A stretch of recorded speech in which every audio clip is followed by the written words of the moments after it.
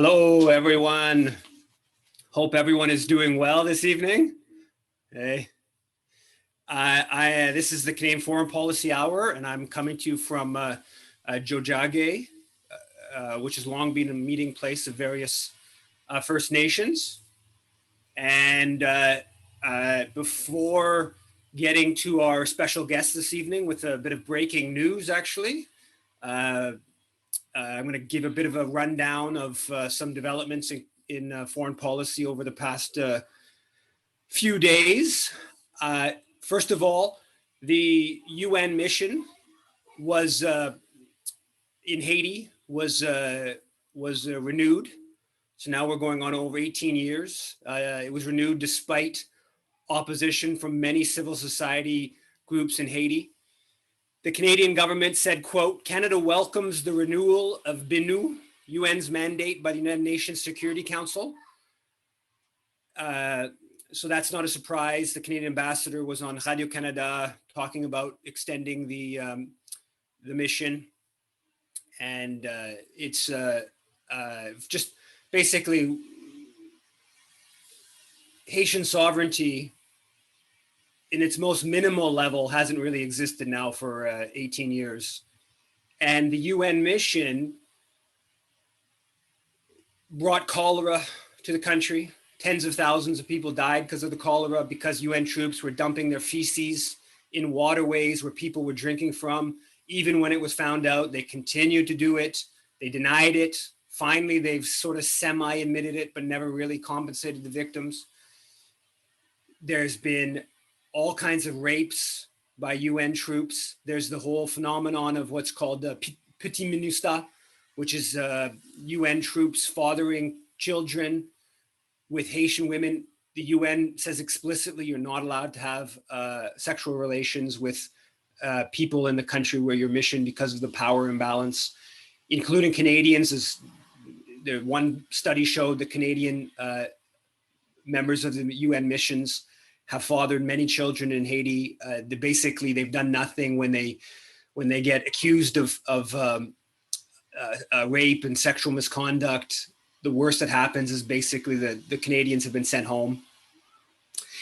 Of course, there was all the killings by the UN troops, the UN force, the worst ones in Cité Soleil in July 6, 2005, where they killed minimum 23 civilians, including lots of children. And basically, UN force begins, this is now the fourth version of the UN mission, but it begins as a force to oversee the overthrow of the elected government. It's initially French, Canadian, American troops, and it turns into this UN mission to oversee the overthrow of thousands of elected officials. So that's definitely a negative development, and Canada's continued pushing of extending the mission. And also there was pressure put on China and Russia to block the extension of the UN mission. But there was also CARICOM.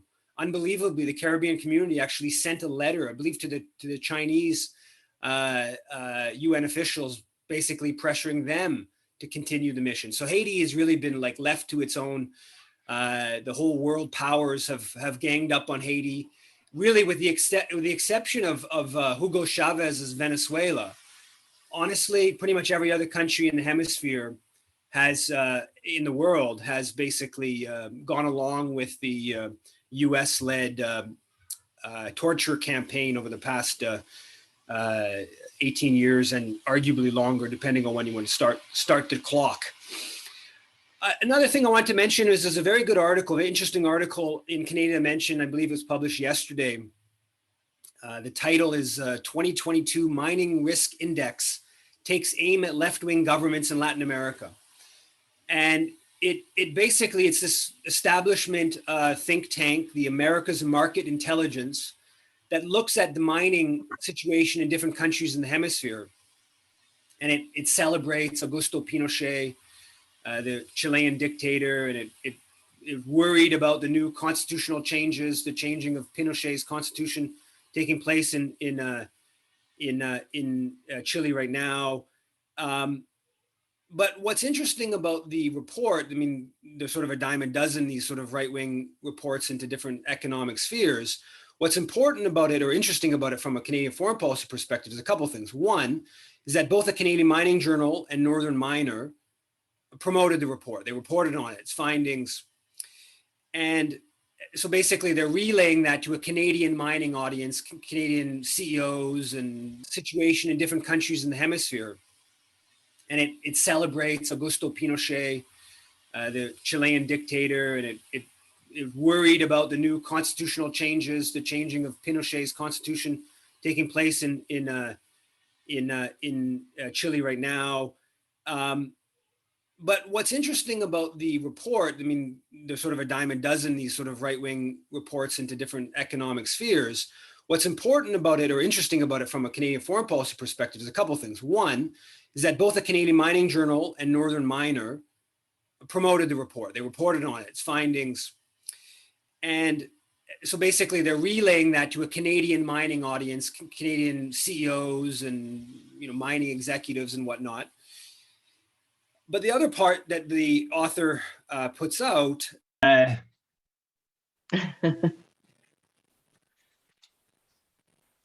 Anyways, we'll operate on this name for now. All right. So basically, this report. What's interesting about it is that the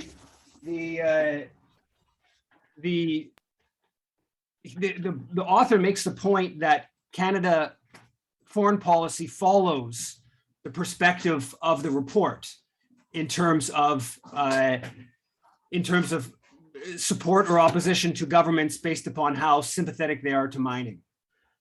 So I invite people to take a look at that report and I think it's, people often talk about how it's Washington, Canada follows the US empire in the hemisphere, which is important. But there's also this important economic element, particularly the mining side of the equation.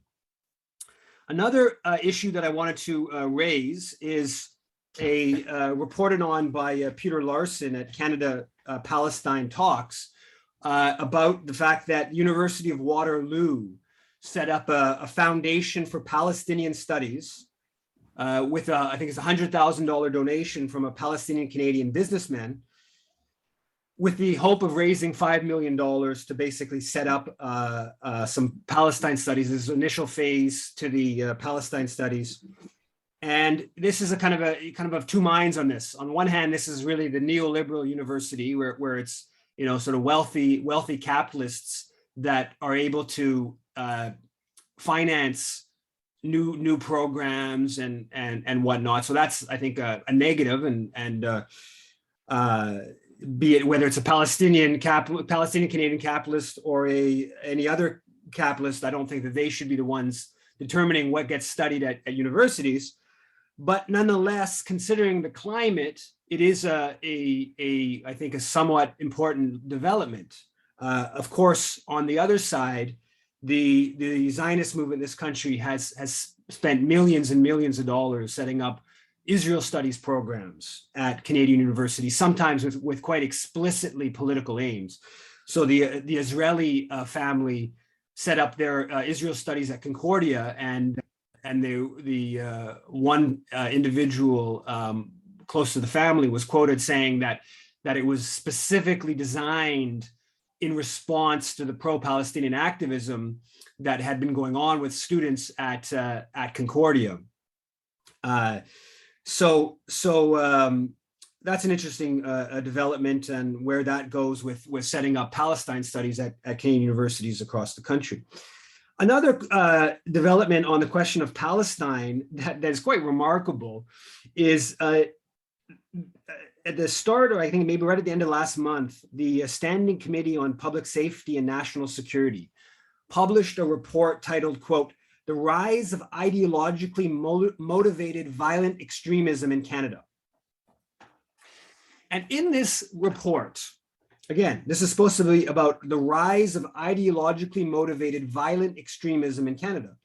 One of the recommendations in this report says, quote, that the government of Canada thoroughly reject the demonization and delegitimization of the state of Israel, and condemn all attempts by Canadian organizations, groups, or individuals to including university campus associations, to promote these views, right? So the Canadian government is gonna, this is violent extremism, those who are, you know, demonizing Israel. So those who are passing like boycott, divestment, sanctions resolutions, which happened at 5 universities this last semester, those, you know, we have to combat that dangerous tide taking place. In the Georgia Strait, and also I believe republished on Canadian Dimension, John Price and Sotoko Oka Norimatsu have an article titled Canada Joins US in Militarizing the Pacific. And it talks about the Canadian naval vessels, the Canadian patrol C-140 patrol aircraft that are using the Japanese base at Okinawa, which is a very controversial, there's long been anti-war peace protests to call for the Americans to get out. There's a indigenous rights element to those protests. And basically Canada's using that base to join the US-led, I think British, some French, Australian, a campaign to target China, to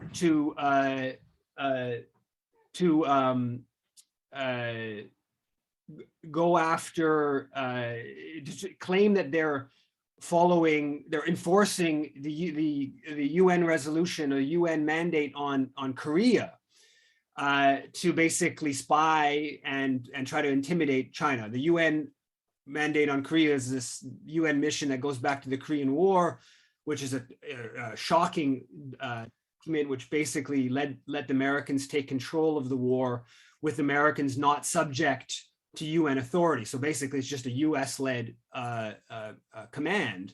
And so Canada's claiming this UN fig leaf to the whole thing, but it really is just this US command, and it goes back 70 years, and it's part of this really horrible history with the Korean War, and when the UN was literally nothing more than a tool of the US State Department. And anyway, so the story is an important story, and it's a first part of a 3-part series into Canada's role in militarizing the Pacific. And in today's Globe and Mail, actually, when my computer just died there, I left it with me. I left it upstairs. But there's this op-ed in today's Globe and Mail that's something. The title is like "How the U.S. can win the Cold War," and Can't hear you. Sorry about that. I don't know what's going on here. Lots of different computer problems. But anyway, so the Canadian government and Globe and Mail are openly discussing the possibility of basically being at war with China and Russia at the same time. And it's shocking, quite frankly. It's shockingly, this is the state of, we have Europe's burning in forest fires. We have massive inequity in our society. And the establishment are talking about how we can, be in this Cold War with the world's most populous nation. And it's quite frankly, it's incredibly troubling. And we have to do what we can to push back against that. Yeah, it is. So I have a video. I'm not sure if we're going to be able to put this on here, but I had a video. I bumped into Alexandre Boulris, who's the NDP MP, the only NDP MP left here in Quebec, I believe. And he came to the Status for All demonstration yesterday here in Montreal. And I asked him about Ukraine and NDP position on Ukraine. So I'm going to play that video. It's a couple minutes, and then we'll get to our special guest, Alex Tyrrell from the Green Party of Quebec. On Ukraine? Oh, yeah. So what's the NDP supported sending $700 million in weapons to fight Russia. the NDP is criticizing the Liberals for not having a hard enough sanctions policy. Are you scared about World War III and nuclear war? You know, it's always a concern. I think everybody is scared right now. We have war in Europe. We didn't see that in the last 70 years. You know, that's not true. There was a war in '99. Canada bombed Yugoslavia in '99. and Yugoslavia. You're right. You're right. We want to defend the Ukrainian people, and we want to make sure that their sovereignty is respected. Ukrainian regime is less than perfect, but it's not an issue. It's really an aggression war coming from one side to another, and we want to help the population. That's why we are criticizing, you know, the fact that not enough refugees are welcome here, and not enough planes are sent to bring back families here in Montreal or in Quebec in general. Yeah. But the problem is that the NDP has been like taking a hardline position even before Russia's invasion, right? Like the NDP was pushing to increase military training. The NDP was pushing to have NATO in Ukraine.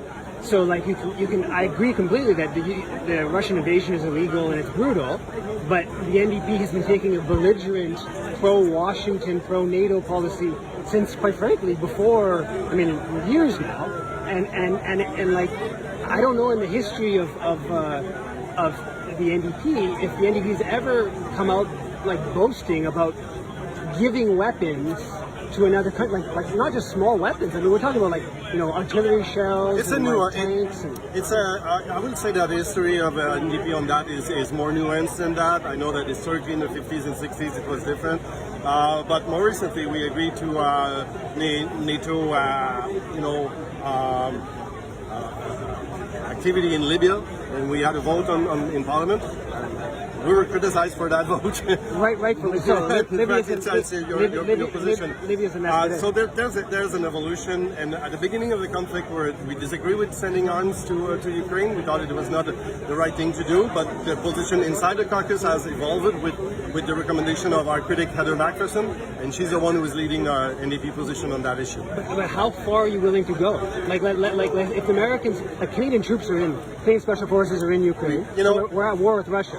How much weaponry? How far? Like 10 billion, or 2 billion, 4 billion nuclear weapons? Like no nuclear weapons at all. And Canada should sign the non-nuclear treaty that is not signed already. I personally against any increase in military spending for Canada. At the same time, you know, as a responsible party in Parliament, we acknowledge that Canada is a member of NATO. It's a fact. It's a fact, even if you like it or not. So we don't want to go too far.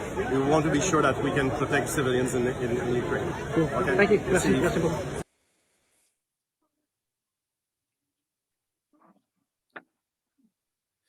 So that was Alexandre Bourlis, who is somebody who actually has real anti-war background to him. He was actually criticized 7-8 years ago when he was elected for some of the positions against World War I that he had put forward before he was elected and stuff like that. So I think he's a little bit on the fence, quite frankly. I think he's somebody who probably doesn't fully agree with the party's policy. I mean, he's obviously defending it there, but I think it's very important to be challenging them. I just noticed that Heather Macpherson, who is the foreign affairs critic, is doing an event in Edmonton at her park, an event with her on July 23rd. So if there's anyone in Edmonton, or share the word with anti-war activists, to make sure to show up to her event to challenge her. So just one thing before getting to the big news of the day, which is that the Ottawa Citizen just had a story saying that Canada has no way to track the weapons it's donating to Ukraine, and also that the Canadian government is not part of this NATO grouping to try to deal with arms smuggling for the weapons that NATO countries are putting in. So Financial Times had a front page article on the matter a few days ago, and Canada's not, sort of doing anything to try to like keep track of the weapons. So that's I think an interesting development. But the big news development of the day is that the Green Party of Canada is excluding the leader of the Green Party of Quebec, and not just the leader, but a longtime leader. I believe it's 9 years now, from running to be leader of the party.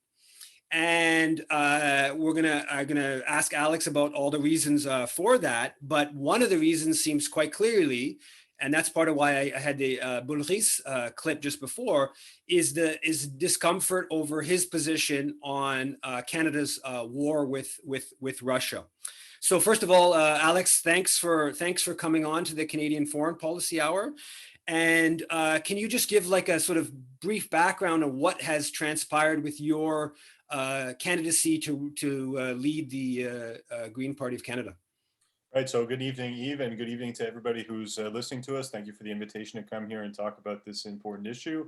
Those who have followed my politics for a little while know that I've been an anti-war activist, and I received quite a bit of criticism back in March, just a few days after the invasion had started, for saying that certain Russian demands should be accepted by NATO countries, Ukrainian government, Canada, the United States. I was widely criticized by people within the Green Party movement, including condemnations, within a matter of hours from the leaders of the BC, Manitoba, Ontario, and New Brunswick Green parties, as well as the federal Green Party. However, I maintained my position. I maintained my opposition to the war in Ukraine. I think that Canada is doing the completely wrong thing. It's not by sending machine guns or rocket launchers or bombs or grenades that we're going to solve anything there. That's not the way that we're going to broker peace. I think that Canada is one of the most aggressive NATO countries when it comes to the situation in Ukraine.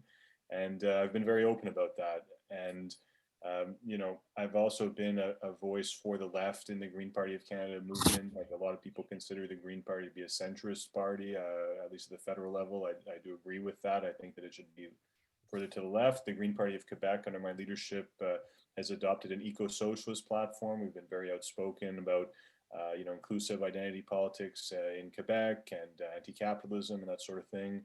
And it's created friction with the federal party over the years.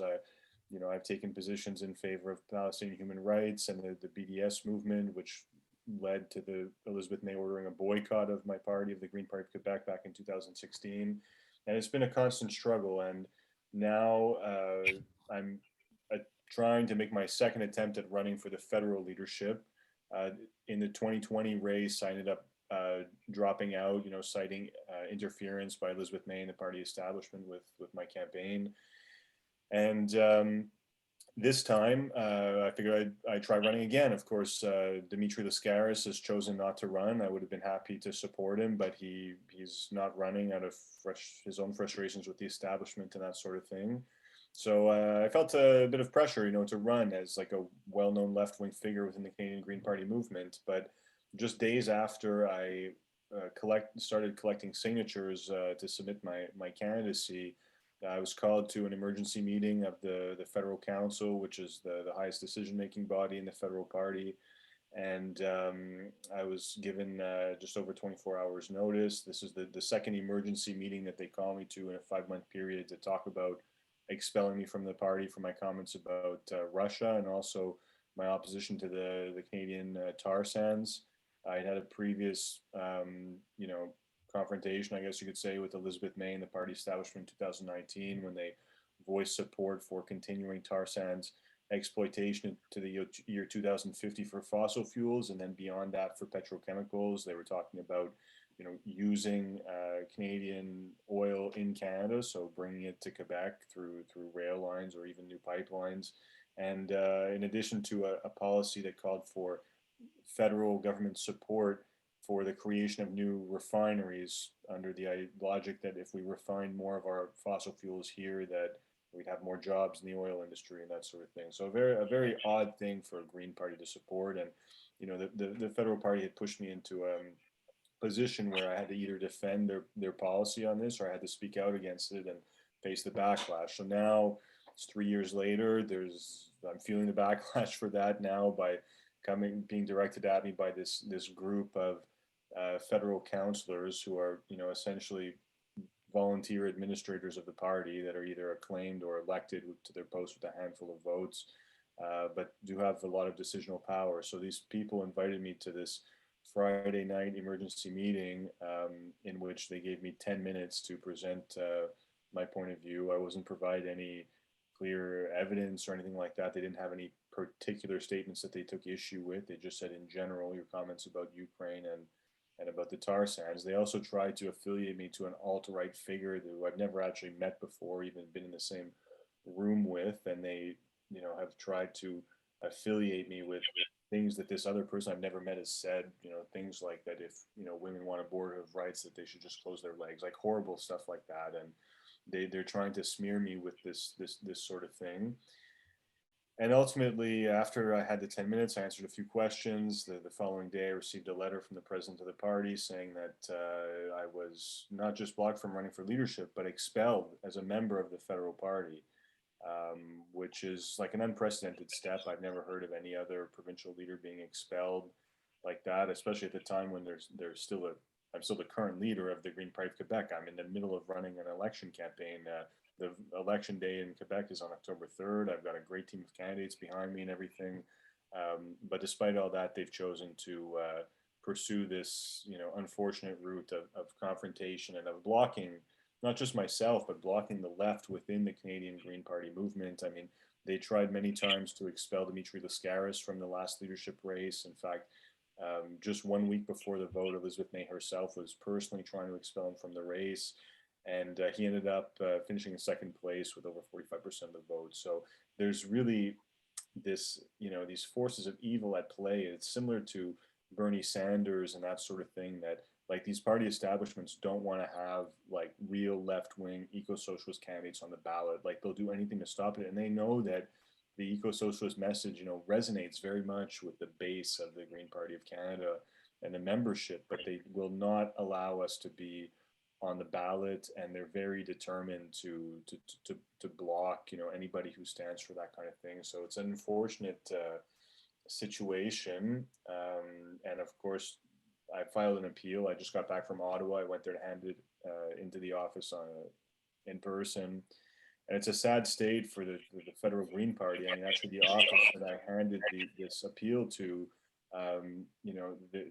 they're looking at the possibility of actually closing down the Green Party's national office because they're not able to pay their bills each month. So the same people that are trying to throw me out of the party are mismanaging the finances, not able to keep things running, not able to get in the news, not able to take positions, not able to influence the debate. And the party is essentially being run by a group of people who, make it their Friday night hobby to argue with each other on Zoom. And the party is essentially being run through Zoom arguments on Friday nights by a group of toxic people that are, really taking this party very far away from its founding values. And I can understand that if not everybody agrees with me on, the war in Ukraine and that sort of thing, fair enough. But generally, the Green Party of Canada at least had prided itself on being a party where there could be diversity of opinion, there could be different views that were expressed, and that there would be debates and that sort of thing. But in this case, they've really taken the opposite approach, and to try and discipline me for not going along with the party policy about the tar sands and about the Ukraine war that I was never consulted on, never had an opportunity to influence, and to tell me that you're either going to go against your values by supporting like Canada's position on the war and supporting the continued extraction of the tar sands, like, or you're going to face like obstruction and sabotage and even be blocked from running for the leadership. I think it's a sad state of affairs, and and it speaks also to the lack of left-wing activists like in party politics. Like I know a lot of people like hate party politics and everything, particularly on the left. They see it as useless, that sort of thing. And look, I felt those feelings before and stuff like that. But I think that the left has really neglected party politics, and the few left-wing people that are in there, we need support from a broader base and everything. And I don't think that walking away from the entire political system or anything like that is going to serve the left. So anyway, those are some of my thoughts about what's happened today.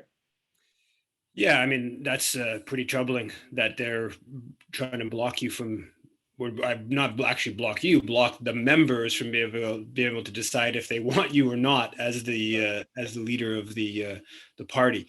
For one thing, I just want to say it's about foreign policy. So I think it's really important to point out that the tar sands and shutting the tar sands down has to be viewed as an internationalist policy. Canada's literally among the highest or the highest ever per capita carbon emissions, and the fact that as we know more and more about the climate catastrophe, we just keep extracting the dirtiest of the oil from this really wealthy country that Canada is relative to most places. This is some of the oil that should be the first to stay in the ground, right? We're not going to be pressuring Nigeria to keep its oil in the ground before a wealthy country that is extracting some of the most carbon intensive product is, shuts its stuff down or keeps its stuff in the ground. So I think that the fact that it isn't framed as an international issue is a real problem, quite frankly, from the standpoint of the environmental movement. But with regards to a couple of things, one. So what was your position? What was the freak out or the anger? And I remember the backlash. You got, the media mostly ignores what you're doing with the Green Party of Quebec, but when they had an opportunity to attack you, they took that. But what was the policy that you were putting forward in your tweets there in early March? Well, essentially, I put out a tweet saying that Russia's most recent demands for the recognition of the Crimea and the two new republics in the Donbass, as well as a non-nuclear and neutral status for Ukraine without NATO membership, and the denazification of Ukraine were demands that should be accepted by the West. And I included a condemnation of the Russian invasion. I think that, no war is justifiable and that, actions of war should be condemned. But that's it. That's what drew the criticism. Like, people, it was really a vile thing. There are people trying to say that I'm a Russian agent or all this. The Journal de Montréal printing an investigative piece where they suggest, without any evidence at all, that I'm under Russian influence, or that the Green Party in general is under Russian influence because, the former U.S. presidential candidate Jill Stein had once attended an RT gathering and was sitting at a table briefly with Putin, and they say that, since she was there and since I spoke with her at the state of Maine's Green Party convention a few years ago, that somehow, I must be infected by the Russian virus or something. It's really incredible kind of smear job that these media are doing. And, like, unfortunately, the people within the Green Party of Canada are, very quick, to jump on the pro-war bandwagon. Like, everybody's anti-war until the war starts, right? And then all of a sudden, like, anybody who's against the war is a traitor and that sort of thing, So within a matter of just a few hours of making those tweets, like, I received all these condemnations. I had 5,000 tweets directed at me in one day. I was in the news a little bit and stuff like that, and I was able to give my position. I think a lot of people, like, were expecting me to back down or to, like, apologize or walk back what I said. Like, unfortunately, like a lot of politicians do when they get criticized, but I didn't walk it back. I clarified certain things. People asked me, like, what do you mean by denazification? Why is that a reasonable request? What I told them is, denazification perhaps not a reason for Russia to invade, but at the same time, if Russia's demand after the invasion started is that there be denazification, for me, what denazification means is putting space between the far right militias and the state apparatus of Ukraine. I think that that's a completely reasonable request. And, like, there are problems with the far right neo-Nazi groups in Ukraine. They've even been trained by Canadian soldiers. The Canadian military attempted to cover it up. I'm not making this up. This is an Ottawa citizen. Canada sent all these high power weapons to Ukraine. It's likely that some of those weapons ended up in the hands of these neo-Nazi battalions. And, by making those comments and saying that certain demands should be accepted, I was, hoping to, get people to look at this and say, okay, there is two sides to this conflict. Like, it's a little bit more complicated than a lot of people would think, you know, and there's no way to end this war without some kind of a mutual compromise. And, you know, furthermore, now a few months have passed, and if the demands that I said should have been accepted were accepted in early March, we would have saved tens of thousands of lives on both sides, you know. And now Russia has conquered almost the entire Donbass. Ukraine is still not a member of NATO, and large sections of the country have been destroyed. People have been killed. They've been wounded. You know, it's really a bad situation. And Canada, the United States, trying to use this as a proxy war, trying to use it to weaken Russia and this sort of thing. And it's a very dangerous game. You know, it was so incredible for me to see so many people go from complete ignorance, like about Russia and Ukraine, to all of a sudden being ready to challenge a nuclear superpower there to an armed conflict. Like it's really a suicidal like position, and you know, it, it's incredible how quickly people can shift. You know, from not caring about this sort of thing to risking it all. And in the news and in the society, you've got like this toxic masculinity behind these conflicts that, you know, makes it so that anybody who like shows any understanding or any compassion towards like what they would call an enemy is deemed as weak and that sort of thing. Nobody's allowed to be afraid of nuclear war. Nobody's allowed to, you know, care about the killing of innocent people and this sort of thing. You know, it's like really like, no, we all hate Russia and Ukraine is right 100%.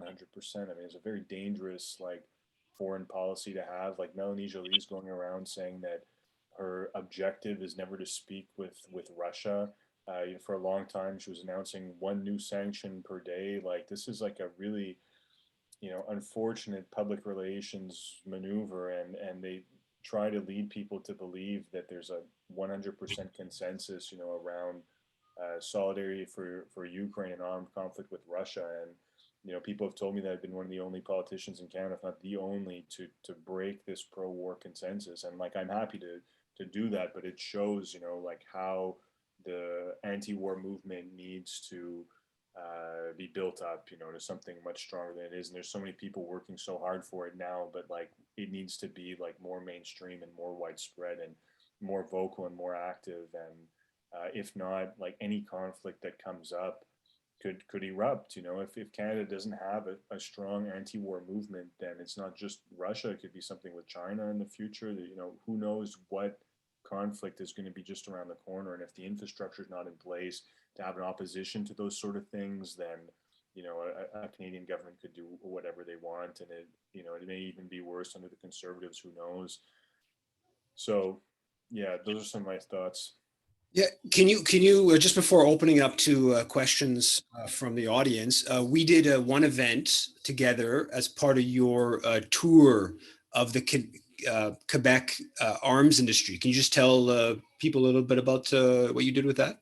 Yeah, sure. So when my comments went viral there in early March, I just decided shortly after, you know, I wanted to continue my advocacy, right? And being a leader of a provincial party, you know, usually foreign policy isn't the focus. So I was thinking, how can we bring this like home to Quebec, right? And one of the things that we have here in Quebec is a whole bunch of arms factories.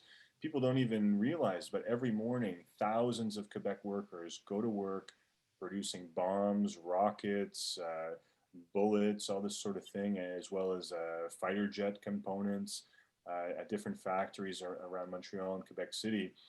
And so I decided to start a tour of these factories. So I would basically go to these factories. I've been to, well, we went together, Eve, to Pratt and Whitney. I also did Lockheed Martin, Bombardier. I did General Dynamics in Valleyfield, and a couple of others. And at each stop on this tour, I explained what they make in these factories, and I called for either the entire factory to be shut down or the portion of the factory that's dedicated to war equipment and it's dedicated to continuing the never-ending cycle of war in the world. These factories are producing these fighter jets and bombs and this sort of thing in wartime as in peacetime.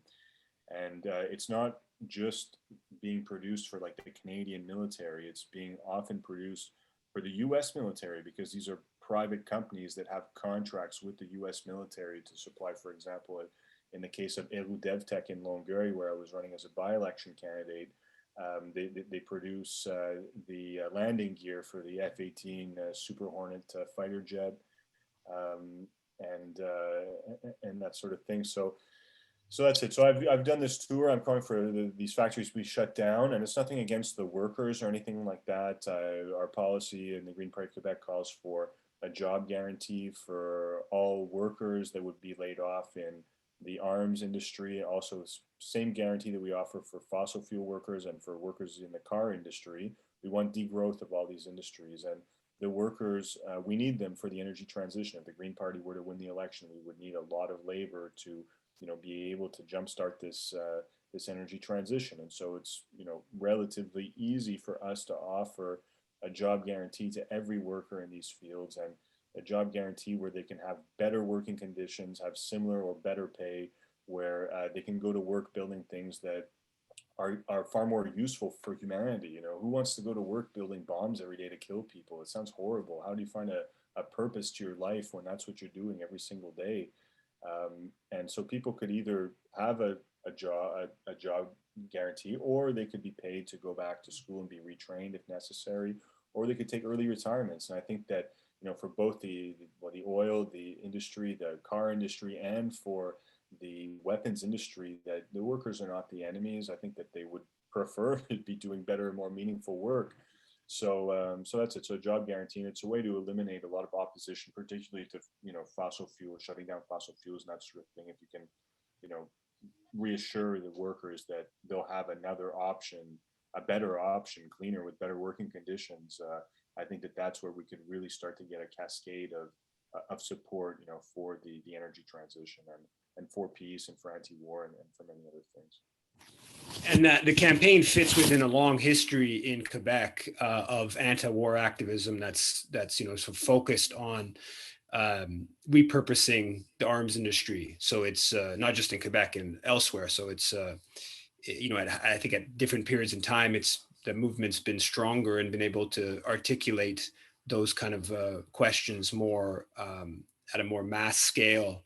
But I think it is definitely an important part of moving away from militarism. But also a lot of people, in Montreal and Quebec and in general, were protesting, well, what they thought they were protesting against the war at the beginning, right? But the thing is, like, a lot of those people ended up going to protests where, they're like waving the Ukrainian flag and calling on Canada to send troops to fight Russia and this sort of thing. And people thought they were going to protest for peace, but really they're protesting for an escalation of the war. So I think that, the anti-war movement sort of lost people there, like the solidarity with Ukraine groups were able to capitalize much more quickly than the real anti-war organizations. Well, it's becoming increasingly clear that the people who sort of claim to be the pro-Ukrainians are the ones who are, to a large extent, supporting the prolongation of this horrible war, and those who are demonized as selling Ukraine out, who've been saying from before February 24th there should be a negotiated solution. Those people, I think, time is bearing out that that was the more quote unquote pro-Ukrainian position.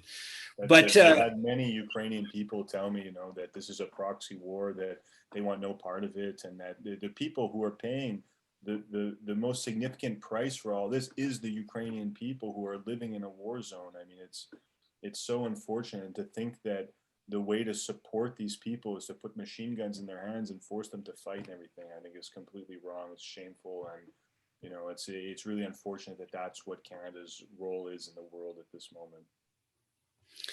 So, do people have questions, comments, criticisms of both of Alex or myself, or statements? Go ahead, Laura.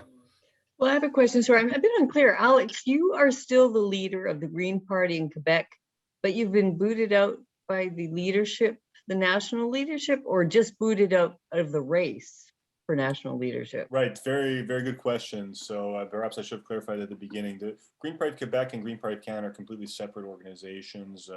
We share a common branding, as we do with many Green parties from around the world, but the organizations are structured completely independently. For example, as leader of the Green Party Quebec, I have no representation, like our party has no representation in the federal party. It's not a federation, it's completely separate. And so like now they've canceled my leadership campaign by expelling my membership, so in the end they're not just saying, no, you can't run for leadership, they're saying you can't even be one of the 20,000 members like of this party, but it has no practical impact on my Quebec leadership. And actually I have really a lot of work ahead of me in the Quebec Green Party. I mean, we're just a couple of months away from the election, and already the timing of the federal leadership race overlapping with the Quebec election like that could be, a tactic to sort of dissuade me from running. But I think it backfired on them, because in the end, putting the leadership race at the same time as the Quebec election, there's no rule saying that I couldn't do both at the same time. And having a very short leadership race, the way that they've set it up, actually favors better known candidates, right? And I do have a certain amount of name recognition and notoriety within the federal movement. So I think that's where they started to get concerned. They also brought in a rule saying that you have to be completely bilingual with a high level of French in order to be a candidate in the race. They're giving people French tests. So that has narrowed down the field of candidates. And of course, I'm perfectly bilingual.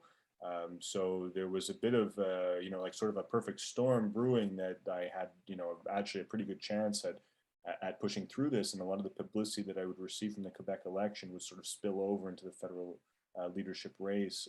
So I think that they got, very worried that if I were to be a candidate, that I would have a certain amount of success. And so they sort of went into panic mode and decided to cancel my membership before I had even collected the signatures to be on the federal ballot. And they make it sound like as if it's an emergency or something like that to expel me, when meanwhile, the statements about Russia go back to March 5th.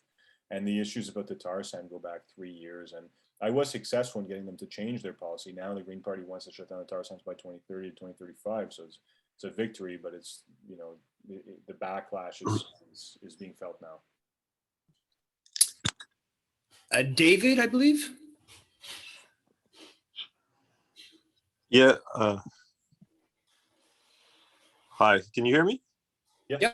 Yeah. For first, I just wanted to say thanks, Alex, for being one of the, as far as I'm aware, the only voice in Canada in the political scene that's actually talking about war in a sort of an alternative way, trying to look at actually peace, the alternative voice in the political scene. It's very appreciated. And I just wanted to know, for the upcoming election, how you can foresee bringing these subjects up. Obviously, like you were mentioning, foreign policy is federal jurisdiction. In a Quebec provincial race, how can we bring up subjects such as Canada's participation in this war in Ukraine and elsewhere in the world, and the arms industry that you and Eve have been doing work on this year? Right. Well, I still have more arms factories to visit, so that's one of the ways that I'm making the link between Quebec politics and foreign policy and that sort of thing. And it's another thing that happened in this chain of events is that after my statements went viral, there was a by-election coming up in Longueuil, and our candidate was a young woman, and she was a little bit intimidated by some of the comments that she had received and the backlash to my tweets and that sort of thing, and she decided not to go forward and to quit politics altogether at 22 years old. Unfortunate situation. But in that by-election, I said, okay, I'm going to step in. And not only am I going to step into the by-election, but the focal point of my campaign in Longueuil will be avoiding nuclear war with Russia. And what I said at the time was that avoiding nuclear war with Russia is just as important to the people in Longueuil as it is to every other person in the world. And that the threat of nuclear war is one of the biggest environmental threats that faces the world.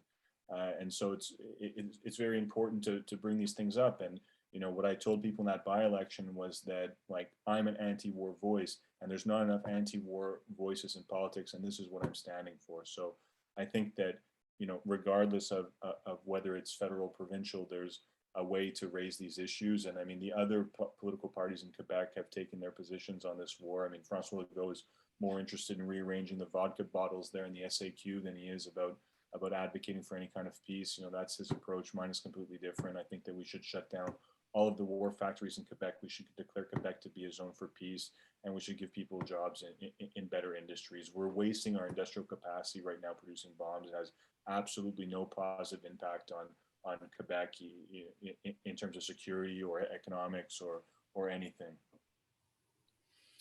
Emily. Thank you. I'm from Calgary currently, but I grew up marching on Parliament Hill with my parents in the 50s, anti-war.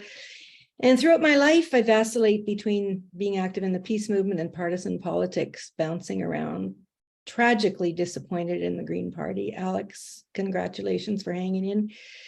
You give me some hope. But given all of that, I'd really, and my experience in the Green Party, both provincially and federally, I don't see hope within the Green Party. I anticipate that there will be a mass exodus if your appeal is not honored. And I'm in favor, I would happily join a peace party because it is too critical an issue. We don't have time anymore. Like, you know, this is crazy. We don't have time. And even, you know, I mean, and a peace party, we can hit it in economically, because we have to have a transfer of the technology to make, you know, instead of making military arms, we should be making things that contribute to environmental sustainability. So, you know, I think there's it would capture the imagination economically of those who are struggling with, you know, the problems with getting rid of the tar sands, you know, because of workers, blah, blah, blah, whatever. So thank you again. And yeah, I'm in for a peace party. Don't have much hope with Green Party at all.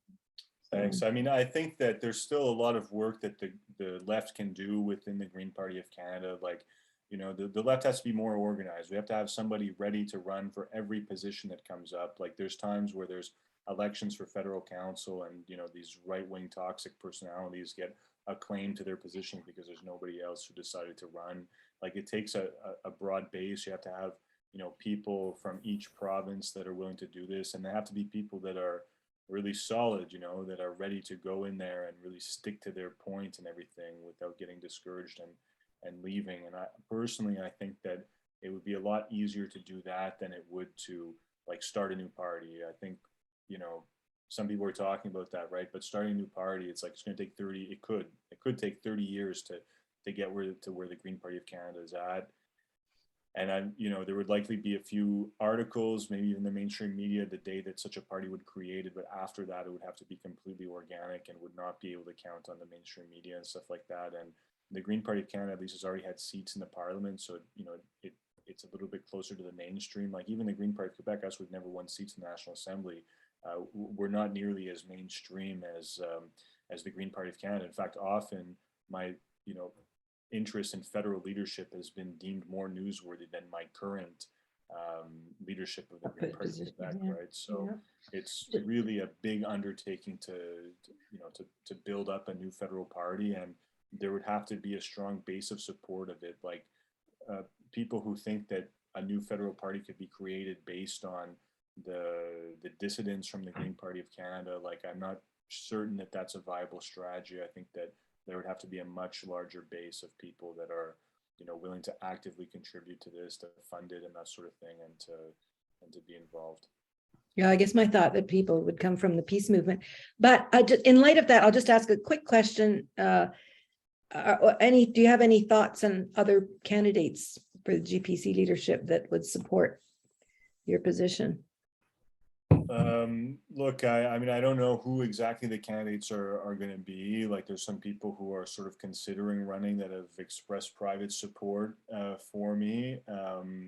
But at the moment, there's nobody that sticks out really as a solid left-wing voice. Like, there's people who are progressive, I guess, but nobody else is willing to even define themselves as eco-socialists, let alone stand up like on difficult issues like the war and that sort of thing. So there's a void now. And the thing is, like, it's not too late, right? Because the deadline to submit the candidacies is August 5th. It only costs $1,000 to enter the race. The main hurdle is that you have to collect signatures from 100 Green Party members across the country, which is not an easy task. They have to print out the form and sign it by hand. But like, that's what I said in my speech today in front of the Green Party office, is that like, it would be really unfortunate if the Canadian left would let pass a federal Green Party leadership race without at least running a candidate and having an option, if not winning the whole thing. Because the base of the Green Party of Canada is so much more progressive than the people running it, and that's why they're so afraid of left-wing candidates. So if anybody wants to pursue this, there's really only a couple weeks left, and then after that, the future of the party could be decided for years, or in the case of Elizabeth May, over a decade. But Alex, you're appealing, and you're right. I think my understanding is you're gonna fight it to the. I am gonna fight it. I am appealing and everything, but like, I just want to be transparent with people with the fact that for me to be on the ballot of the federal leadership race, I'd have to first win the appeal that I've submitted, then I'd have to submit my candidacy, and it would have to be approved by a committee of 8 people. Then after that, even if I am approved, if somebody files a complaint, which like a lot of people file complaints within the party because of toxic culture, then there would be a committee of 3 people that would be able to throw me out of the race unilaterally without any kind of appeal at any moment, right up to the last second when the votes are counted. So like, what I'm telling people is that like, I'm going to try to push this as far as I can, but I don't know if putting all of the left-wing eggs in my basket is a good idea given the circumstances. And I want to be upfront with people about that. And I am willing to support, another appropriate candidate if one should materialize. Morgan? Hi there. Hello, Ives, and hi, Alex. So the political situation of peace in Canada, and arguably even worse in the USA and other NATO states, is so dire that the specifics of foreign policy don't really matter as much as the overwhelming need to simply get anti-war candidates into the mainstream and into the eyes of the media. So what message would you have around coalition building and for solidarity around Canada and around the world across parties and a wide variety of interpretation of the conflict? At the end of the day, what comes to mind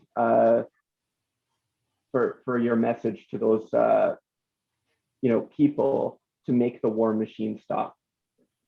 Right. I think that people need to be more vocal, and I think that the left, like, sometimes we could be a little bit reactionary, right? Like, we get angry at stuff and we go out and protest. If they make us really angry, there's a lot of us that show up. But in terms of like sustaining it over a longer period of time, of making sure that each time there's a leadership race in any party, that there's left-wing candidates that are supported, and the solidarity also. Like, the number of people that I know from the left who tell me, "Oh yeah, we agree with everything you say, but we don't do politics. We're anarchists, or we're just so disenchanted with it that we can't be bothered, or we have other things to do." Like, that's what makes it hard for left-wing candidates. And like, I understand people don't like party politics and everything, but at the end of the day, like, it does control a lot of influence, right? And I've seen so many times, so many opportunities where, like, if people would just like show up and do a few things, that there could be like a positive impact.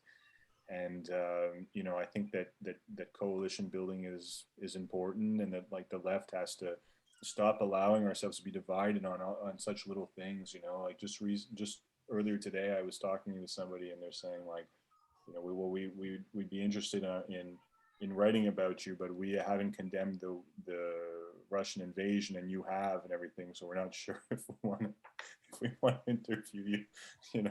So I mean, when you get into like these little groups, how small are you going to make the ideological group? I mean, like, there should be a larger consensus, and as long as the basis of unity, which is the quest for peace, is there, then I think that people should be able to work together. And Well, that's one question I have. What is the strength of your francophone base? Because there is, I think, a considerable lever that you have potential. If the francophone base could be very important in the organization, and you can act unilaterally, I think, to some degree. Right. I mean, I you have can challenge the federal party. That's it. Look, I have strong support like within the Green Party of Quebec, and I have a really great team of people that I'm working with and everything. So things over there are going great. And I do have a certain base of support, and I think that's one of the things that the federal establishment is afraid of. Well, use it. Yeah. Yeah. But another thing that's interesting about this is that the federal establishment has a pattern of siding with the right-wing nationalists in Quebec. So you've got like a federal party that's had all of its issues with racism and with underrepresentation of diversity and that sort of thing. And then, for them, like when they look at Quebec, they, really like push me and my, multicultural, inclusive, like Quebec politics completely to the side. And then they side with like, right-wing nationalists. Like they just named a deputy leader who's from Quebec and who's responsible for Quebec. The guy's a PQ operative.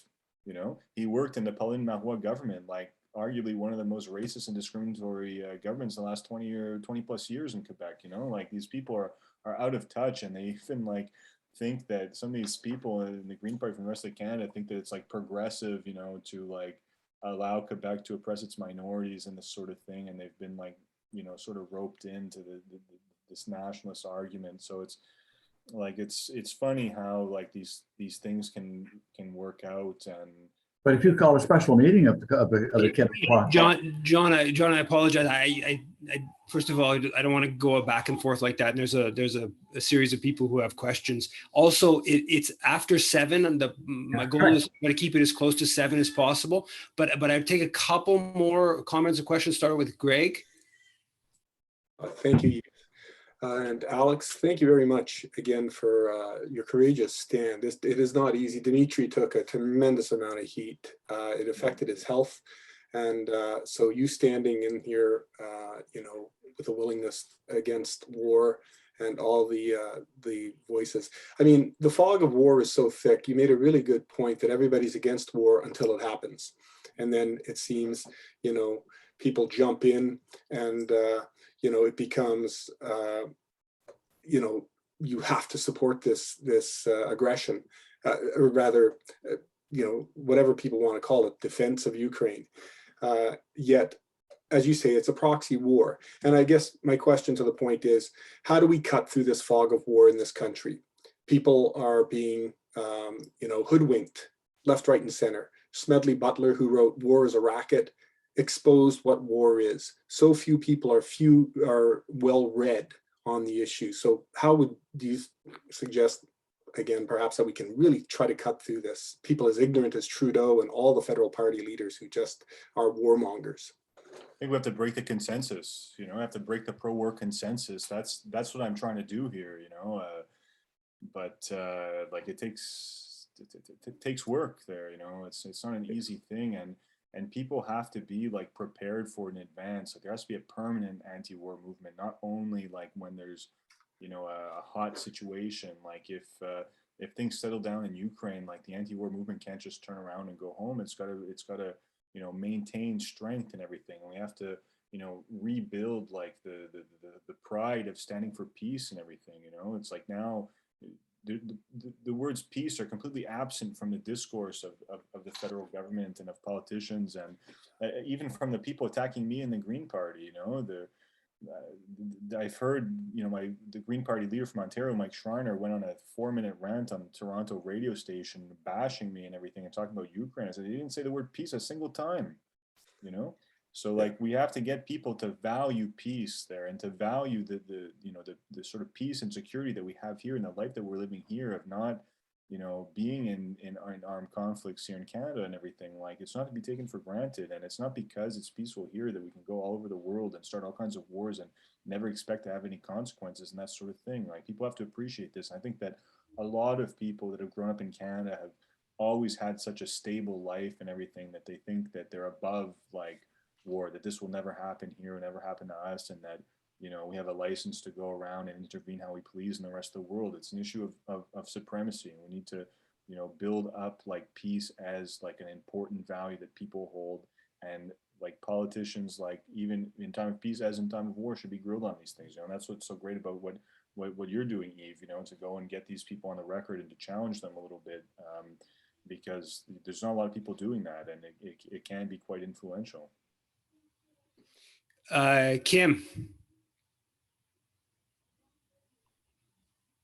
Hi, yeah, great topic. I'd love to hear a debate on this topic. I don't think that there's enough public debate talking about this and talking about the whole issue of war just from a philosophical existential point of view, and pointing out that the emperor has no clothes. As far as the Green Party of Canada goes, Alex, I respect your choice. You want to go and continue working to represent them, but frankly, when the whole fiasco with their last leader, what was her name, Annamie Paul, I mean, who was very pro-Israel, and it was manifestly pro-Israel right from the very beginning that she was a Zionist. I remember attending the debates.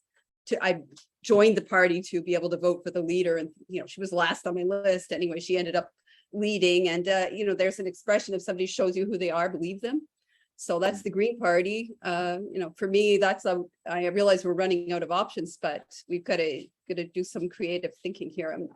For me, as a pacifist and a left-wing activist, there's no way I would look again at the Green Party of Canada. I just no. Right, but can the left afford to rule out the Green Party of Canada so easily like that? I mean, we can figure something out. We're a creative species. Right, but Dimitri was only 2,000 votes short, you know, of winning. Like, it was so close. Like, if it would have been just a little bit more solidarity, a little bit more help, you know, he could have made it over the top, and the party would have done great in the election. And, you know, I'd have a federal leader I can work with and that sort of thing. I think that, you know, a lot of people like become frustrated. And they're like, oh, we'll just give up on this thing there. It's useless. I'm pissed off about it. But I mean, at the same time, what's the other option? Like the NDP, I used to be in the NDP with Jack Layton and everything. I left when Thomas Mulcair became the leader. I think that it would be a much more difficult battle in the NDP. The NDP has a larger establishment. It's multi-generational there. It's like really hard to change anything in that party. Whereas like in the Green Party, it's small enough that a group of determined people, you know, can come in and take over and change this party into what it needs to be. I'll let someone else go because I could go on and on. So. Yeah, Yuri, I want to try to wrap it up in a couple minutes. I have a crying baby in the background here. Go ahead, Yuri. Okay, yeah. Very quickly, Alex, if you ends up not running because of the establishment, do you muted yourself, Yuri. If you end up not running for the leadership for whatever reason, do you think there's a chance that Miriam Haddad might be running? And if so, that's my question. I don't have much of a relationship with Miriam Haddad. She refused to meet with me the whole time that she was running for the leadership last time. And since finishing her leadership campaign has gone completely silent on social media as far as I can see. So I don't know what she's at or what her reflections are. And I think that also that her last campaign didn't really go that well. She got, you know, finished in one of the last places. I unfortunately don't really think that Miriam is the person that can do this, but I could be proven wrong, and I'd be willing to hear from her and that sort of thing. But we have to see where she's at. Sarah. Oh, hi guys. Sharpen the knives, because I think I'm one of the only people in this group that has a different approach to the Russian invasion of Ukraine.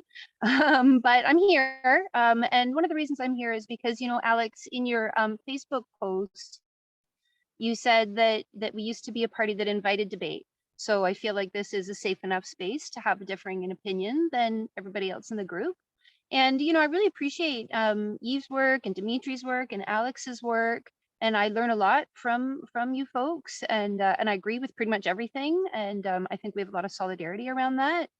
And the division that's happening in the Greens around the world, it's not just Green Party of Canada, is that we've yet again become like a proxy space, right? So we have been a proxy war for the Palestinian-Israeli, whatever 2000 years war, and now we're a proxy war for the NATO-Russian debate. And I feel like maybe what's going on is you folks have been so good at following what NATO does, and you're so disgusted over so many years from what NATO does, is that this kind of NATO made Russia do it argument is not recognizing the truth of what of the Russian atrocities that are occurring. Like they invaded another country. They walked into Chernobyl and messed it around. They bombed Zaporizhia, you know, and I think that if we can take ourselves out of this kind of post-World War II Westphalian regime thinking, and start to realize, like, just follow the money, right? This is kleptocrats versus kleptocrats. And the idea of the nation state, we need to start moving beyond that in our descriptions of what's really at play here. Personally, I follow the nuclear aspect and the nuclear power aspect to the conflict. So, you know, we could talk about that maybe in the future. I think I've emailed you about that a couple times. And Alex, I know that you follow what BWXT is doing in our country. So there are a lot of avenues to talking about peace. And I just hope that we don't get embroiled. We are getting embroiled into yet another proxy war, and you can be against NATO and against Russia. You don't have to pick sides. Yeah, I totally agree with that, and I think that the Russia clearly violated international law, and what it's doing in Ukraine is brutal. And I also think that to understand what Russia's doing, you have to look at militarism in Russia, right? They spend a lot of money on their military. They have bases in many countries in the world. But we're in Canada. We have influence over Canadian policy, primarily. We are allied with a country that has more military bases probably than any other country in the history of humanity. And the reality is that if you look at it from a macro geostrategic perspective, it is undoubtedly the US, with Canada alongside, that has been the aggressor. Clearly, Russia is the one that's launched the, you know, massive war on the ground, and you know, you can't say just because NATO was pushing eastward, just because NATO was, you know, even involved in a 8-year proxy war in Ukraine, that then justifies Russia to like massively expand killing in Ukraine. I agree completely. Doesn't justify it, but it does provide a bit of the understanding to how we've got to where we are, right? Which is that, you know, again, Russia is a militarized country. It has a history. It has an imperial history as well, and you know, you pursue policies that are basically trying to provoke it. And I mean, I think to a large extent, that's what's happened. Again, doesn't justify what Russia's done, but we are in Canada. We have primarily influence over Canadian policy, and we want to work to, you know, it's cheap to condemn Russia. If we want to have an impact to lessen warfare, we have to look at how Canada's contributing to that and work on changing that. Anyways, I'll move to Shiraz. Can you hear me? Yeah. Go ahead. Yeah, my question, I identify myself as a justice-friendly pacifist. And of course, I wish more people will come out as that. But my question is, what is the influence of donors on the Green Party in terms of who is donating the money and who is controlling in that sense? And my second question is, do you think the environment movement led by or involving the Swedish woman and other young people have left the peace side outside the environment movement? Am I clear? Yeah. Very interesting questions. Look, one of the big differences between me and the federal Green Party is that the federal party is funded uniquely by donations, right? Stephen Harper cut the per vote subsidy. That was one of the things actually that provoked like the little coalition crisis in 2008. But when he won the majority government, one of the first things he did was to phase out the public financing. So since 2015, Green Party of Canada has been 100% reliant on donations. The only public funding they get is a reimbursement of some of their election expenses, but everything else is raised through fundraising, and people can donate up to like $2,500 a year.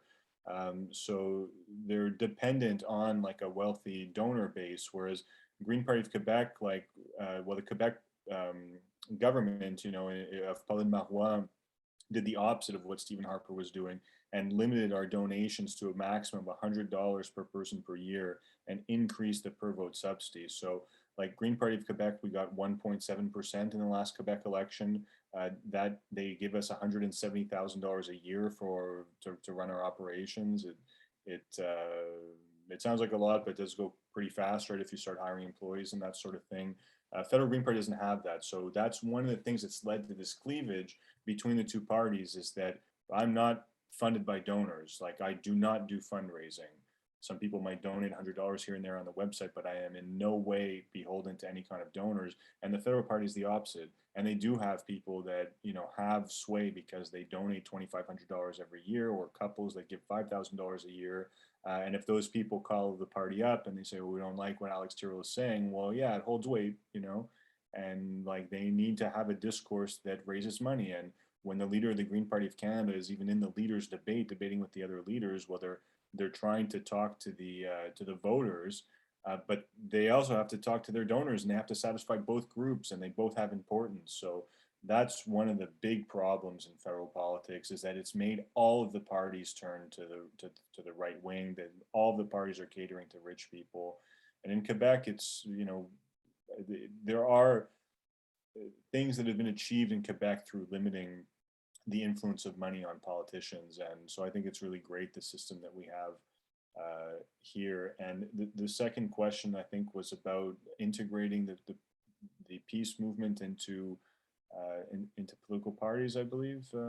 Yeah, my question was, do you think the environment movement, which really exploded a few years back, has now pushed aside the peace movement or anti-war movement? Because now I don't think any of the protest movement carried signs of peace or claimed to be pacifist. Yeah, I'd actually like to answer that, because there's a very troubling development with a lot of that. Like someone like Bill McKibben specifically goes out of his way to say how the Pentagon is a force for ecological, or is a potential force for ecological betterment. And he says that because they have a huge research budget and they have shown to have success in research. So potentially, you know, alternative fuel sources and energy sources. But he also says that because the Pentagon has standing among, like, quote unquote red state, you know, Republican areas, that if they say that the climate crisis is a threat, that they, you know, will be more believed by sort of, you know, pro-military people. To me, it's complete and utter madness, and it starts from a premise that what the Pentagon or the military is about is security, and they're not about security. There's no evidence that what the American military, the Canadian military is about security. And so you're starting from the idea that, like, or they also sort of say that the climate crisis is like a security threat and whatever. But these institutions are not structured around security. They're structured around domination. They're structured around funneling public resources to private corporations.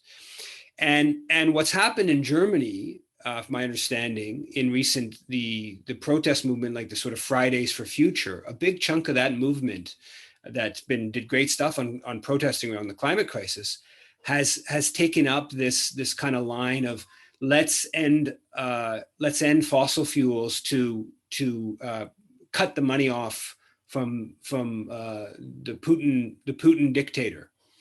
And that's sort of all sounds kind of fine at a sort of abstract level, but basically what they've done is they've completely absorbed the dominant geopolitical narrative.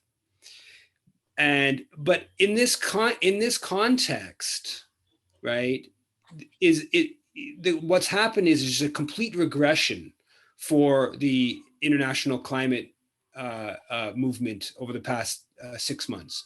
As the focus becomes on military and this kind of direction, the real existential threat to humanity is pushed aside, and the green movement has, in big swaths of the green movement, have basically kind of got absorbed into this sort of geopolitical narrative. And the real issue is that we let the militarists and imperialists control this whole domain. We let the Canadian government, the leaders in the American government, to basically do whatever they wanted in Ukraine and towards Russia's border with NATO, and take these aggressive policies.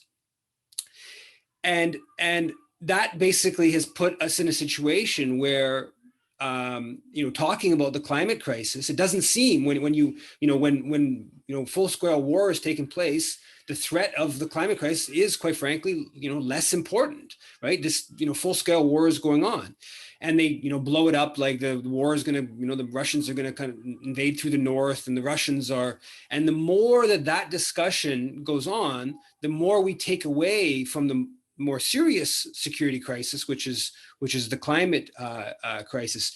So the environmental movement has to have a clear break from militarism, first of all, but also from the geostrategic thinking, the domination, the imperialist thinking of the leaders in Ottawa, Washington, etc. And unfortunately, over the past handful of months, that dynamic has exposed itself in a really unfortunate way. But for the last question, Laurel, go ahead, comment.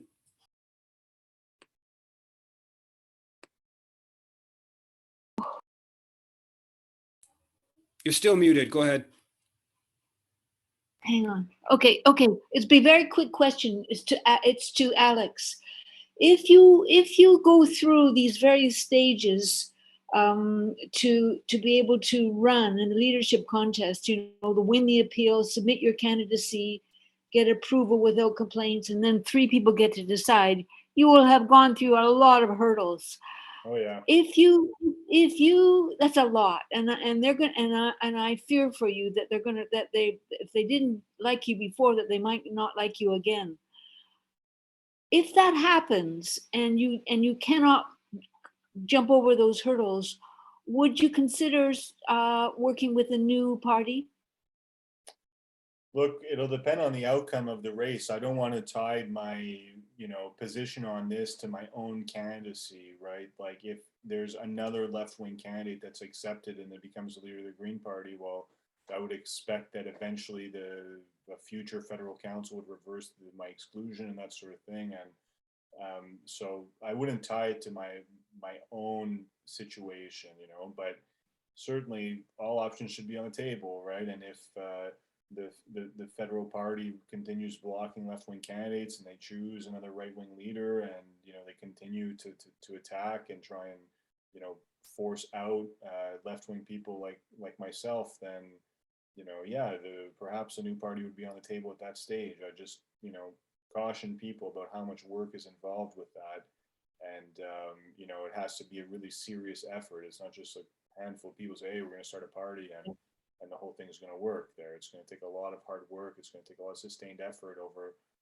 a multi-year period. But certainly it is something that people have talked to me about. It's something that it's been in the back of my head. But, for the moment, I think that there is potential left in the Green Party. And, I have to understand that I'm saying this right. I've dedicated a decade, to the Green Party, right? I spent 9 years in the leadership. I'm only 34 years old. I've spent more than half my adult life as a Green Party leader.